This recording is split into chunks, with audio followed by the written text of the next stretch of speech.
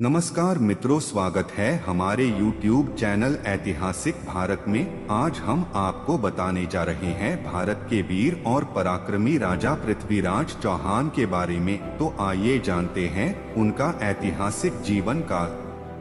पृथ्वीराज तृतीय शासनकाल 1178 से 1192, जिन्हें आम तौर पर पृथ्वीराज चौहान कहा जाता है, चौहान वंश के राजा थे।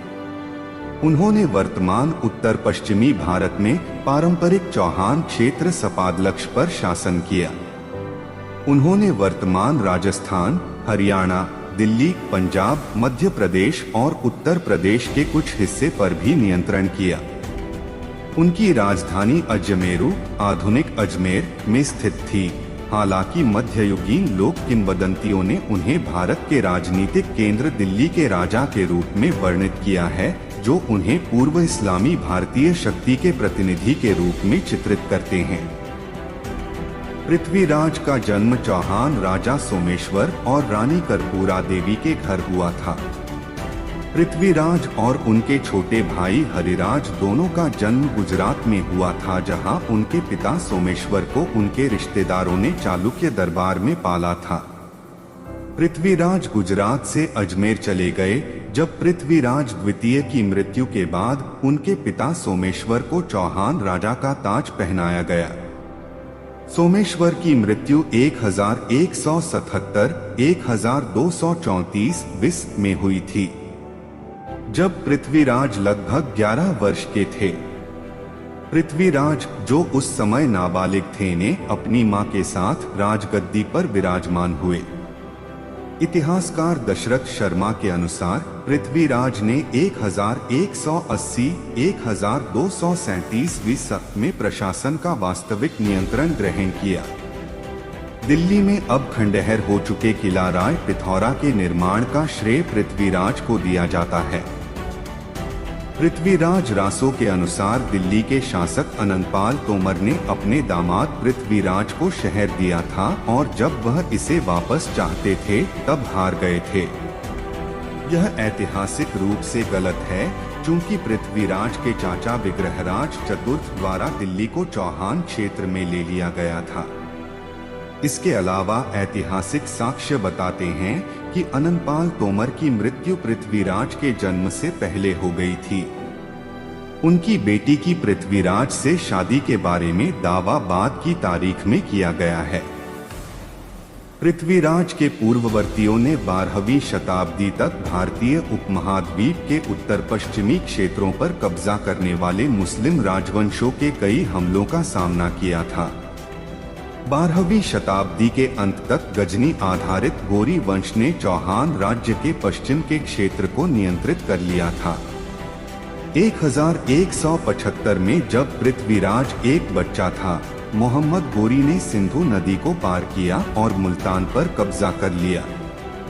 1178 में उसने गुजरात पर आक्रमण किया, जिस पर चालुक्यों, सोलंकियों का शासन था। चौहानों को गोरी आक्रमण का सामना नहीं करना पड़ा, क्योंकि गुजरात के चालुक्यों ने 1178 में कसरावत के युद्ध में मोहम्मद को हरा दिया था।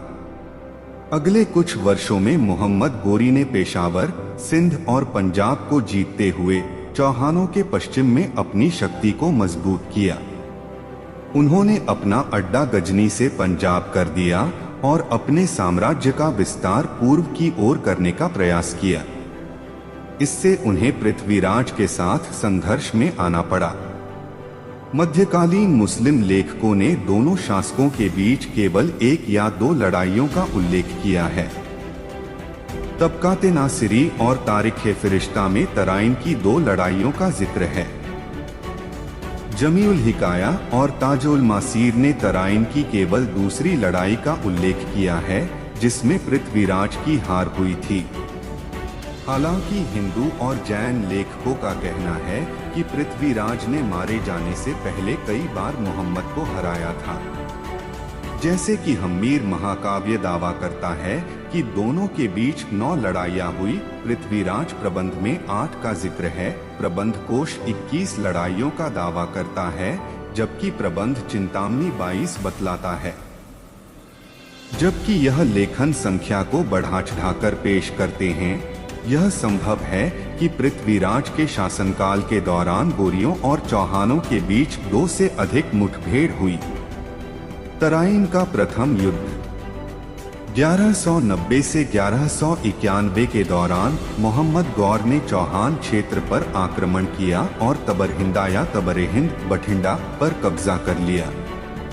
उन्होंने इसे 1200 घुड़सवारों के समर्थन वाले जियाउद्दीन तुगलक के काजी के अधीन रखा।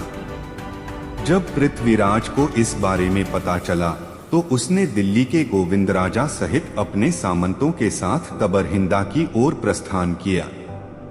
तबरहिंदा पर विजय प्राप्त करने के बाद मोहम्मद की मूल योजना अपने घर लौटने की थी, लेकिन जब उन्होंने पृथ्वीराज के बारे में सुना तो उन्होंने लड़ाई का फैसला किया। वह एक सेना के साथ चल पड़े और तराइन में पृथ्वीराज की सेना का सामना किया। आगामी लड़ाई में पृथ्वीराज की सेना ने निर्णायक रूप से गौरियों को हरा दिया। तराइन का द्वितीय युद्ध मोहम्मद गौरी ने गजनी लौटने का फैसला किया और अपनी हार का बदला लेने के लिए तैयारी की। तबकाते नसीरी के अनुसार उन्होंने अगले कुछ महीनों में 1,20,000 चुनिंदा अफगान, ताजिक और तुर्क घुड़सवारों की एक सुसज्जित सेना इकट्ठा की। इसके बाद उन्होंने जम्मू के विजयराजा द्वारा सहायता से मुल्तान और लाहौर होते हुए चौहान राज्य की ओर प्रस्थान किया। पड़ोसी हिंदू राजाओं के खिलाफ अपने युद्धों के परिणामस्वरूप पृथ्वीराज के पास कोई भी सहयोगी नहीं था। फिर भी उन्होंने गौरियों का मुकाबला करने के लिए एक बड़ी सेना इकट्ठा करने में कामयाबी हासिल की। मोहम्मद ने अपने गजनी स्थित भाई गियासुद्दीन से रायमशविरा लेने के लिए समय लिया। फिर उन्होंने अपने बल का नेतृत्व किया और चौहानों पर हमला किया। उन्होंने पृथ्वीराज को निर्णायक रूप से हराया। पृथ्वीराज ने एक घोड़े पर भागने की कोशिश की, लेकिन सरस्वती किले के पास उसे पकड़ लिया गया। इसके बाद गौरी ने कई हजार रक्षकों की हत्या करने के बाद अजमेर पर कब्जा कर लिया। कई और लोगों को गुलाम बना लिया और शहर के मंदिरों को नष्ट कर दिया।